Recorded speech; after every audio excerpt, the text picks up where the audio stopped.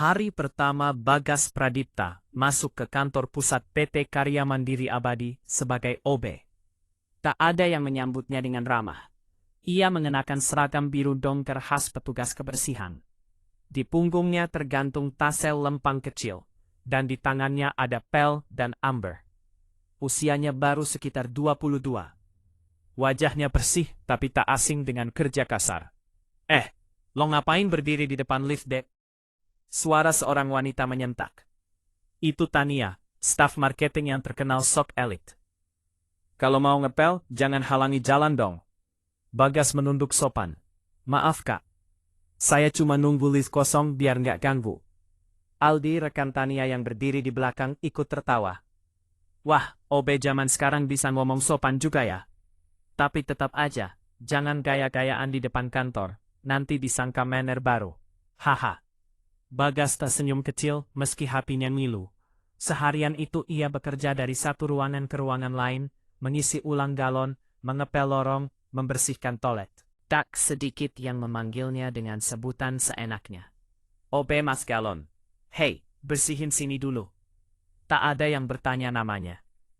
Saat makan siang, Bagas duduk sendirian di pojok kantin. Ia membuka bekal nasi tempe buatan tangan bibinya.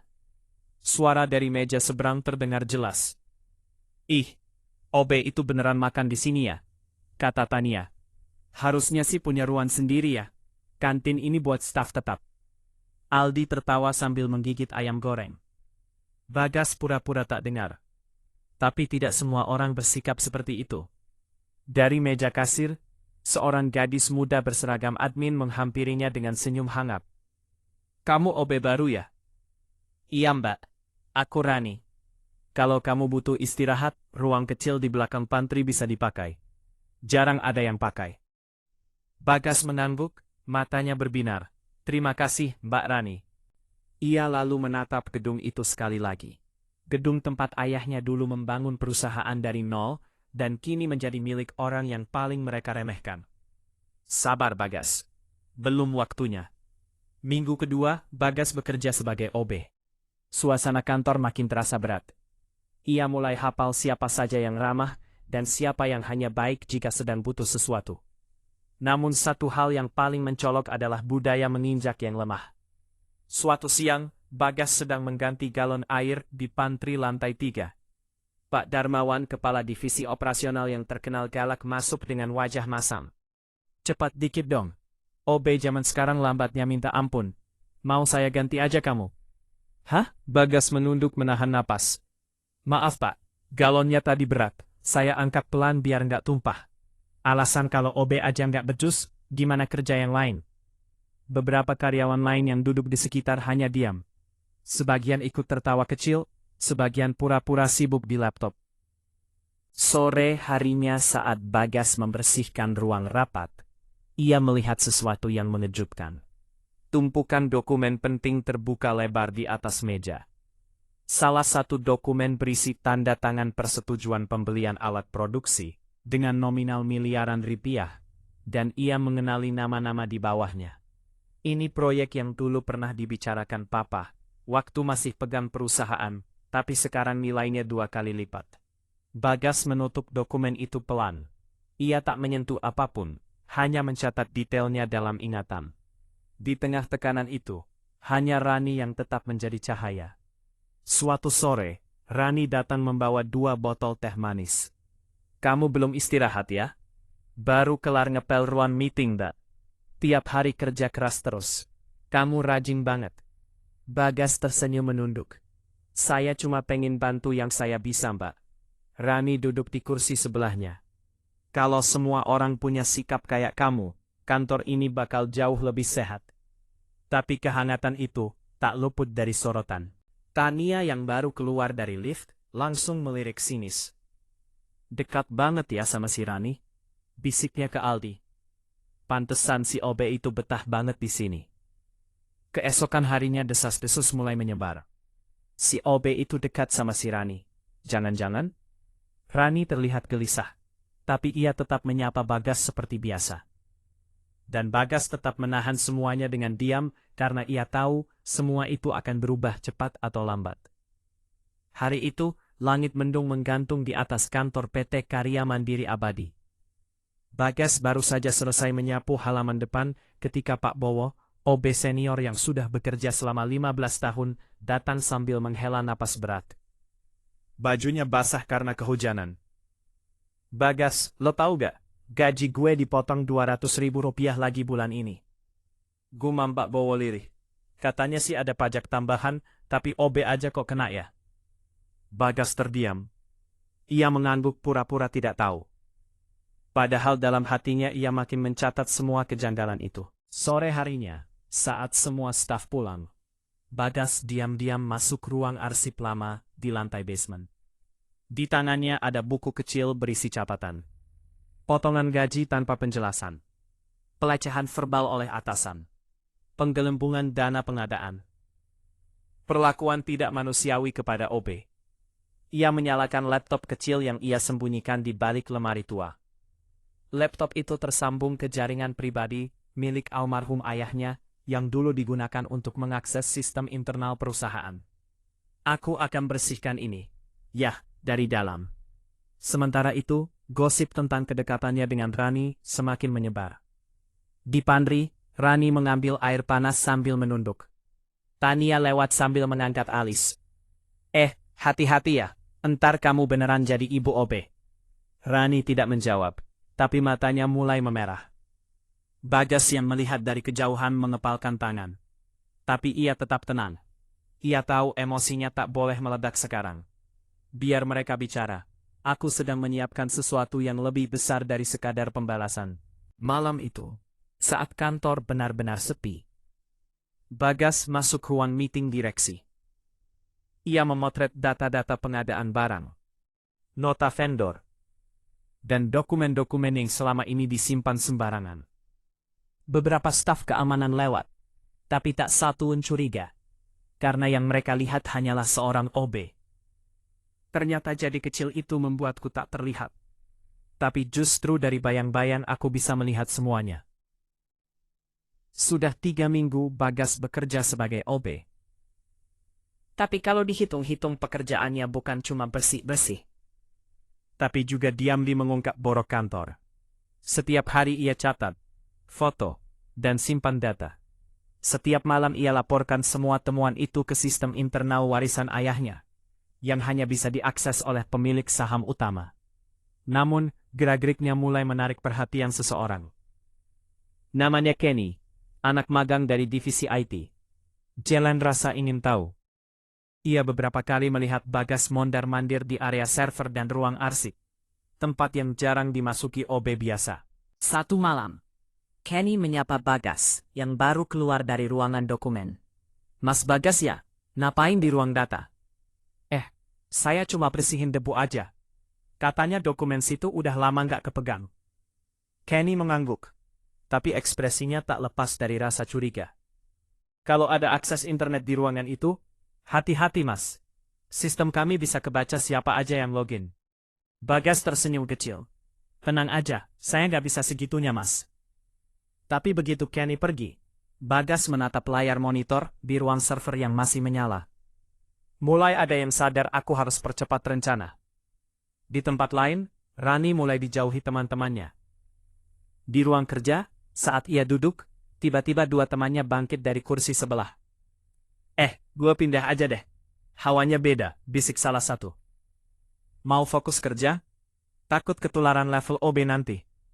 Kata yang lain sambil tertawa pelan. Rani pura-pura tak peduli, tapi wajahnya tampak murung. Bagas melihat kejadian itu dari jauh, hatinya panas. Orang sebaik Rani pun bisa diperlakukan seperti ini. Mereka akan menyesal, tapi bukan sekarang. Sore itu Pak Bowo, OB senior datang ke Bagas diam-diam. Gas, lo ada niat bantu kita kan?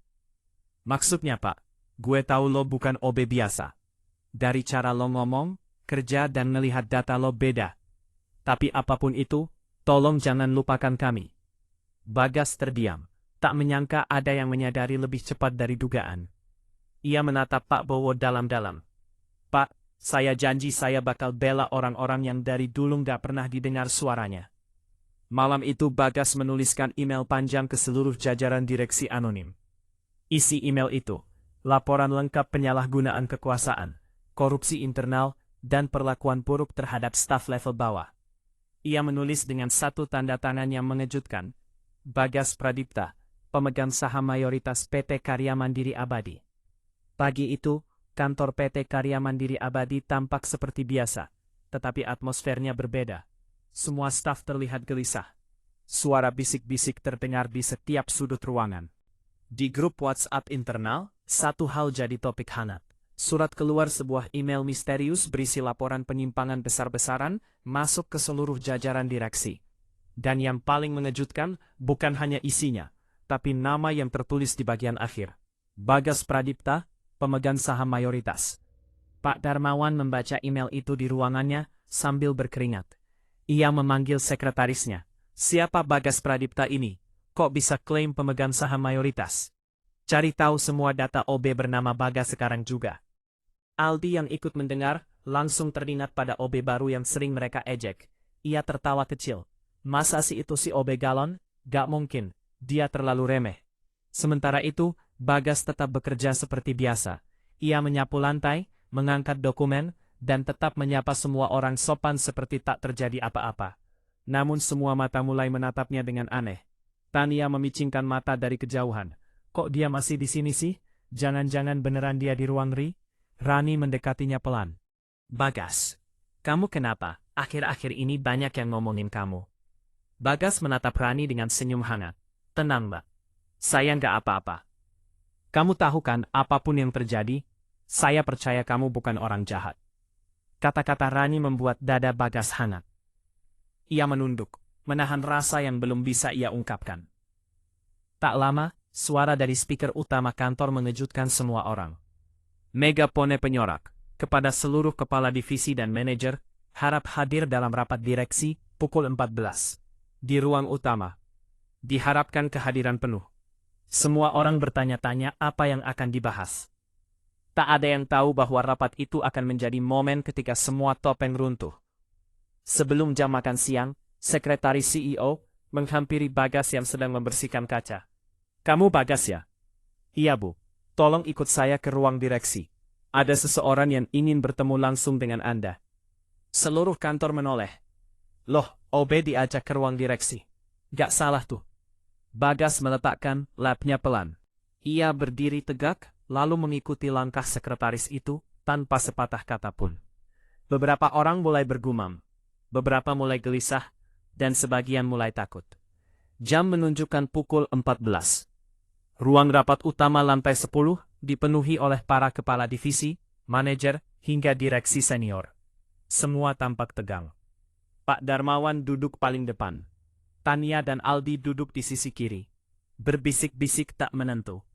Mereka menunggu siapa sosok yang disebut dalam email sebagai pemegang saham mayoritas itu. Apa jangan-jangan komisaris lama? Bisa jadi. Tapi kok namanya asing banget? Pintu ruangan terbuka perlahan. Semua menoleh. Masuklah Bagas mengenakan seragam OB biru dongker, lengkap dengan ID card kecil tergantung di dada. Semua yang ada di ruangan itu terdiam. Kok bisa? Pak Darmawan langsung berdiri. Kamu nyasar ya? Ini rapat direksi bukan tempat toh. Tapi sebelum ada yang bisa mengusir, seorang pria parubaya bersetelan rapi berdiri dari ujung ruangan. Beliau tidak salah tempat, katanya. Tenang, izinkan saya memperkenalkan Tuan Bagas Pradipta, pemegang saham mayoritas sekaligus pemilik resmi PT Karya Mandiri Abadi. Semua orang membeku. Bagas melangkah tenang ke kursi utama. Ia duduk perlahan, membuka jas kecil biru tua yang ternyata menyembunyikan kemeja formal di dalamnya. Ia lalu menatap seisi ruangan. Saya tahu kalian semua kaget. Saya memang sengaja menyamar sebagai OB. Saya ingin melihat bagaimana budaya kerja di perusahaan yang ayah saya bangun setelah beliau wafat setahun lalu, dan yang saya temukan jauh dari nilai yang pernah beliau ajarkan. Semua tertunduk. Wajah-wajah yang dulu sering menertawakannya, kini berubah pucat. Bagas lalu mengeluarkan setumpuk dokumen. Di tangan saya, ada laporan penyalahgunaan dana pengadaan, pelecehan terhadap karyawan level bawah, hingga manipulasi laporan gaji. Semuanya didukung oleh bukti, foto, rekaman, dan data internal yang saya kumpulkan sendiri. Ia menatap langsung ke arah Pak Darmawan. Termasuk perlakuan Anda terhadap para OB yang dianggap tak punya suara. Pak Darmawan berkeringat dingin. Tania dan Aldi hanya bisa menunduk tak berkutik. Suasana ruang rapat sunyi. Bagas berdiri. Mulai hari ini, saya ambil alih penuh kendali perusahaan ini. Akan ada audit menyeluruh, dan mereka yang menyalahgunakan wewenang akan ditindak. Kepada yang masih setia bekerja dengan hati, saya berterima kasih. Ia menutup rapat dengan satu kalimat.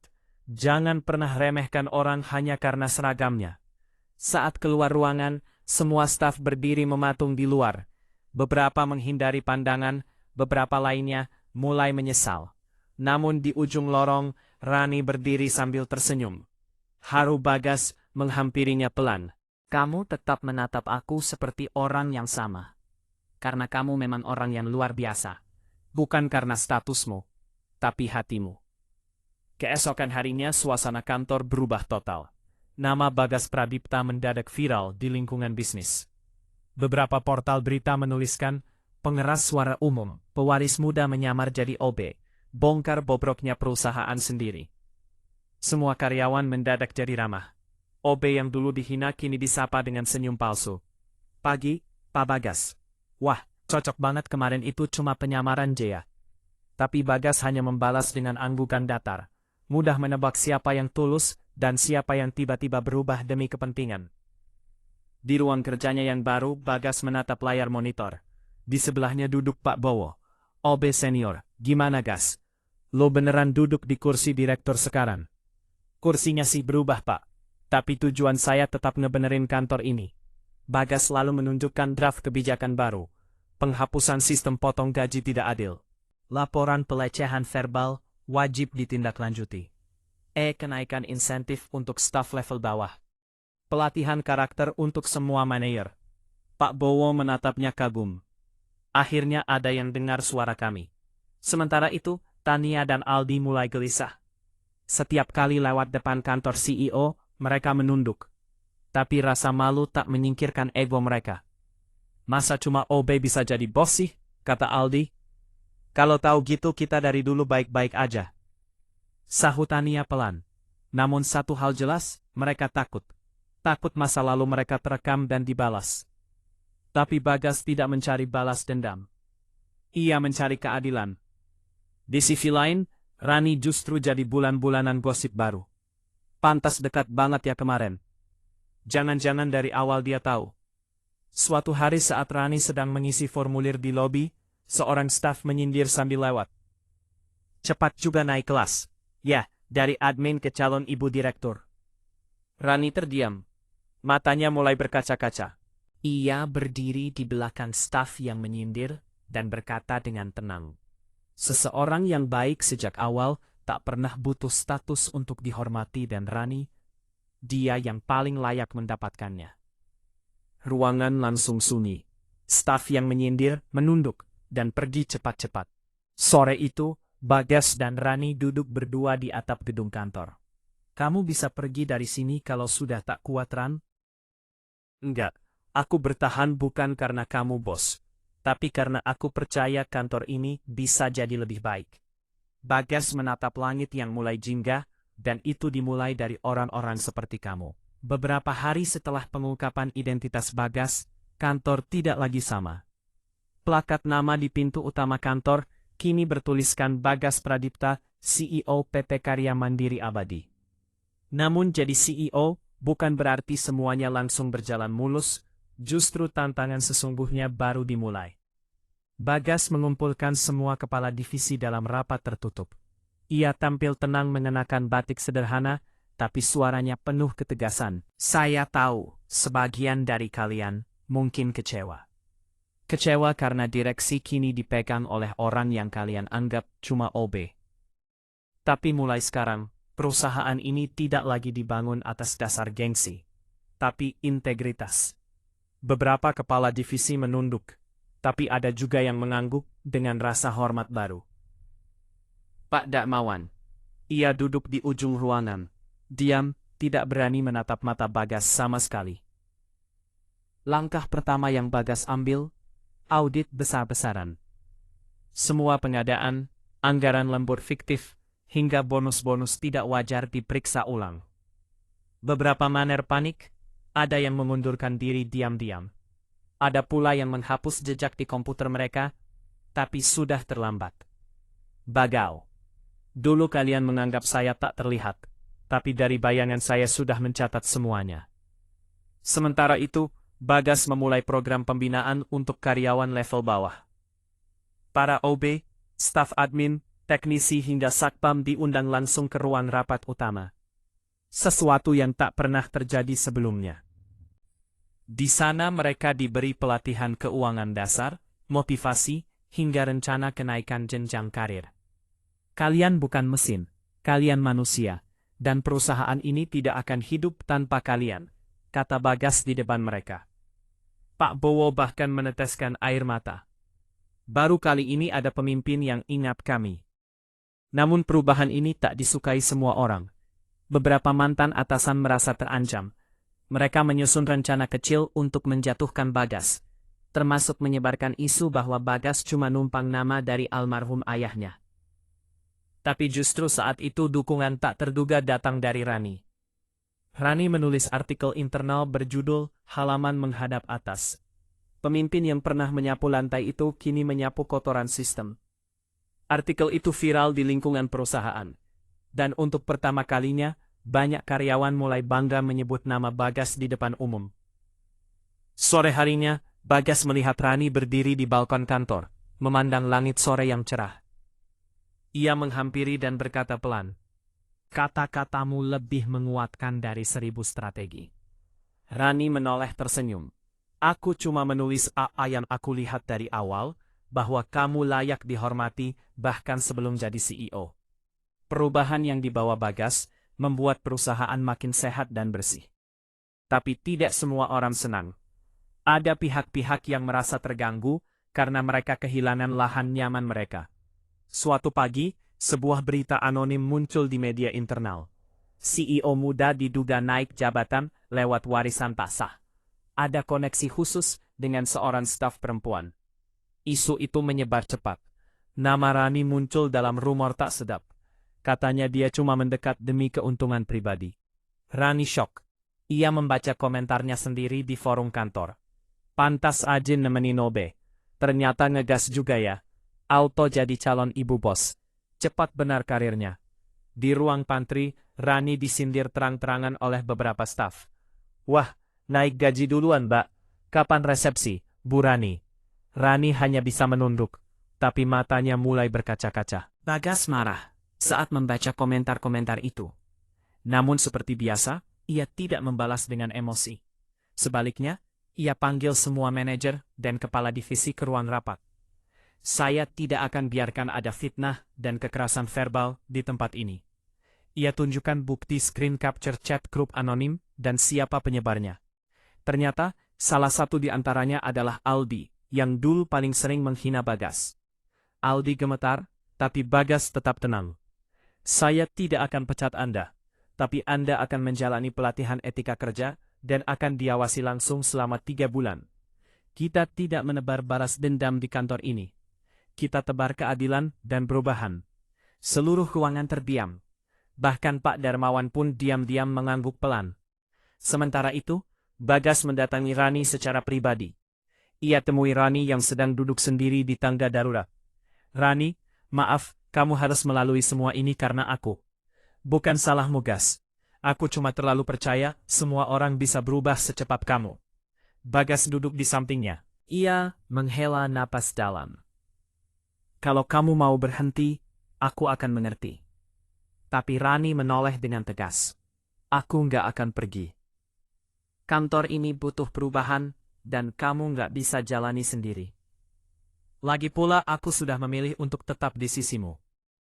Bahkan sebelum aku tahu kamu bosnya."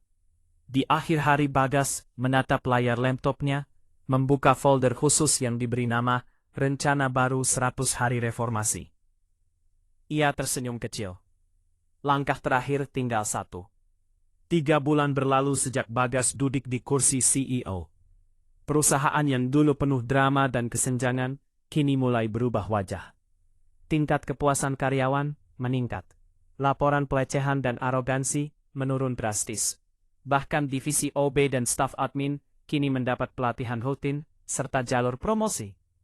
Hari itu, semua karyawan dikumpulkan di aula besar untuk mendengar pidato tahunan CEO baru. Bagas naik ke podium sederhana. Ia tak memakai jas mewah, hanya kemeja putih dan celana kain gelap. Sama seperti saat pertama kali jadi OB. Di depan ratusan pasang mata, ia membuka pidatonya. 3 bulan lalu, saya datang ke sini, bukan sebagai CEO, tapi sebagai orang yang ingin tahu, masihkah ada rasa hormat di dunia kerja kita. Saya menyapu lantai, membersihkan meja, dan mendengar semuanya tanpa disadari. Dan dari sana saya sadar, banyak hal yang harus kita ubah. Semua karyawan mendengarkan dalam hening, termasuk mereka yang dulu sering menertawakannya. Bagas lalu menoleh ke arah barisan depan di mana Rani duduk. Hari ini saya ingin mengucapkan terima kasih kepada satu orang yang dari awal tidak pernah melihat saya sebagai OB, tapi sebagai manusia. Karena tanpa dia, saya mungkin tidak akan bertahan melewati semua ini. Seluruh ruangan bertepuk tangan. Beberapa mulai meneteskan air mata. Rani menunduk pelan. Wajahnya merah, namun matanya berbinar.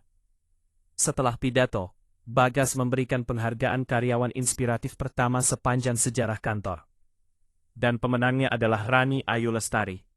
Ia dipanggil ke atas panggung, tangisnya pecah saat menerima plakat kecil bertuliskan, "Karena nilai seorang manusia tak ditentukan dari jabatan, tapi dari ketulusan hatinya." Beberapa bulan kemudian, kantor kembali ramai.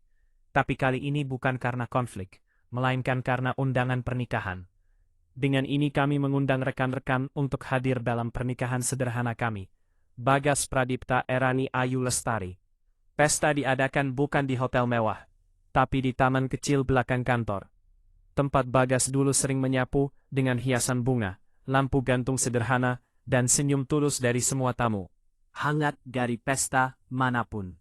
Di akhir pesta, Bagas memberi pesan kepada semua staf. Jangan pernah nilai seseorang dari seragam atau statusnya. Karena yang hari ini kalian remehkan, bisa jadi orang yang paling kalian butuhkan esok hari.